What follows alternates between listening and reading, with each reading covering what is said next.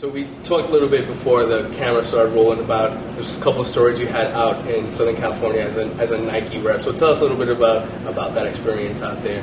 Well, it was really funny for me because, again, being someone who just had an extreme passion for the game of basketball, I ended up actually working as a sales rep down in California. I was a representative that handled, on one side, kind of the bouginess of Nordstrom, but then at the same time, I had all the accounts that were in the hood, and I loved being in the hood. So there'd be days when I'm driving, going from Nordstrom in a suit, changing clothes literally in the car into my hip hop gear, going to the hood, and it was awesome just to be able to kind of live that life. And it was kind of like being like Superman. You change clothes from one element and go into the next element that is truly fitting for that environment.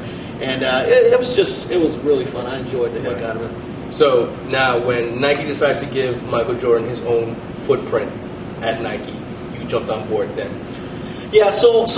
Well, actually, prior to that, I actually did some things with Michael. So when I moved into the product marketing portion of the business, I went from sales into product marketing, and I did some things in the basketball division. And at that time, I had established a relationship with Michael. And even prior to that, when I was a sales rep, I had established a relationship with all the guys in the basketball marketing side just because, again, that's where my passion was. So it was nothing for me to send reports, to do this and do that, And so I actually developed a relationship with Michael.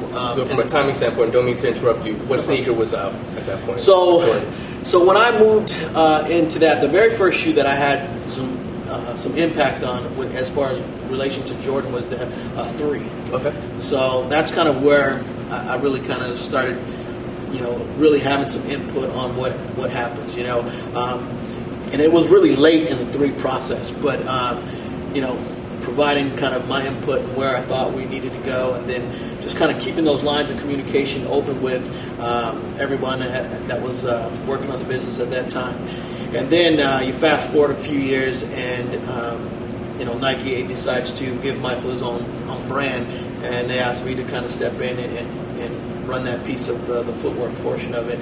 And obviously it's a dream come true for me because now here's a guy who loves the game of basketball, who has always wanted to go to the NBA, and has probably now in some way made it to the NBA because I'm working with probably one of the greatest players to ever play the game, along with a plethora of other athletes that are playing. And for me, it was phenomenal. I mean, as a kid, growing up, it was kind of a dream come true. So step by step, mindset of the then Jordan line. It wasn't Nike line, but it was an Air Jordan line. Right. During the time of the 3, when you first started developing that relationship with Michael Jordan, what was the mindset of the product at that point?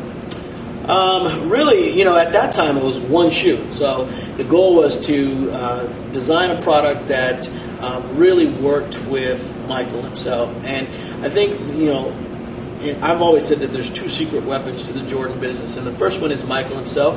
Michael is phenomenal at being able to articulate why he likes something and why he doesn't like something. He's the guy that's not trying to be anything like the guy next door. I mean, the more different, the more better for him. And so, being that you're working with someone who is kind of cutting edge himself, that allows you to kind of jump into that mindset.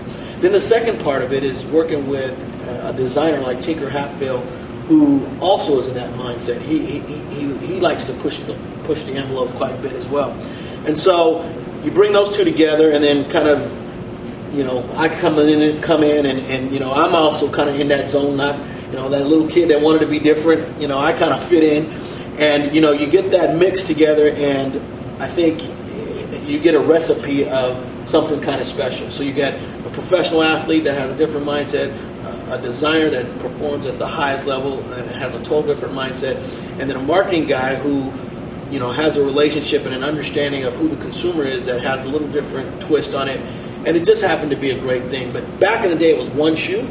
And now when you look at it today, we've grown, we were a small business, and now, we've basically grown 8 times what we used to be.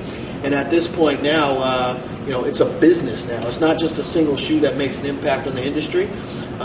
We have that, but we also have a plethora of other projects that are in our portfolio that allow us to build a business, and hopefully, what it is now, will continue to grow, but the future, who knows what it could be. It's and real quick, it's almost funny when you really think about it. Nike actually started with a company by the name of Blue Ribbon Sports, was the original name. Didn't really have a logo. Was started basically with 3 guys and $500, and here it is, a $16 billion business, several years later. Well, when you look at the Jordan brand, we had actually the benefits that Nike really didn't have. So we had a company that was huge, backing us from the support, being Big Brother Nike. We had a logo that was already established, and the Jumpman logo equated with success because of Michael. And so you think about like the advantage that we have at versus what Nike had when they started, and you start to think what could this what could the true limits of what brand Jordan could be, what could it be, and so when we look at it that way and we think about it that way, there's some opportunities that the sky's the limit for the brand going forward. So when you first got with Jordan, with Nike, and they were focusing on Jordan product, it was one sneaker, obviously, right. Jordan 3, the 4, the 5, right. The signature sneaker. When Jordan the brand first came about, what was the objective then? What did they, because we know what it's become, right. But what was the objective? Was it to be what it is today, or was it smaller? Or? Yeah, so I think part of the initial signing of Michael, there was talk about, hey, you know what, one day this might be something that we grow into your own brand.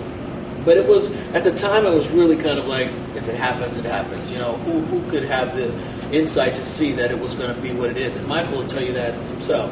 But at the time, that sounded good to Michael. And so, so it started with the one shoe, and as we continue to build equity within the brand, and the business continued to grow, you could tell that there was something special, obviously, because Michael's special, and there was an opportunity to kind of take it to that next level. But initially, it was kind of like tossed out there as, yeah, this could happen, and now here we are, and obviously it has happened, and it's a good thing. So in the time then when you first took the reins at Jordan Brands, at the time now, what would you say is the single most difficult thing that you've had to face during that time? I think the most difficult thing for me is being able to understand that there's a business side of this that I'm charged with growing a business, and at the same time there's a sacred side that where my heart lives within the brand, and making sure that I keep this thing special and very coveted. Again, I was that consumer that just fell in love with what Jordan was all about.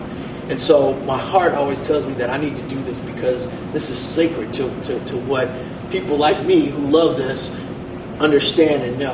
And at the same time, this is a business, so you got to grow the business. And I think a lot of people don't understand that. And so there's a lot of things that, when you're a Fortune 500 company and you're answering to shareholders, that you got to do things in a little different way. And so I don't think a lot of people understand that, and I think that's something that I don't expect everyone to understand, but at the same time, it's something that I always have to juggle. Balancing, coming up with that perfect balance between managing what's right in your heart and how you're going to manage the growth of a business.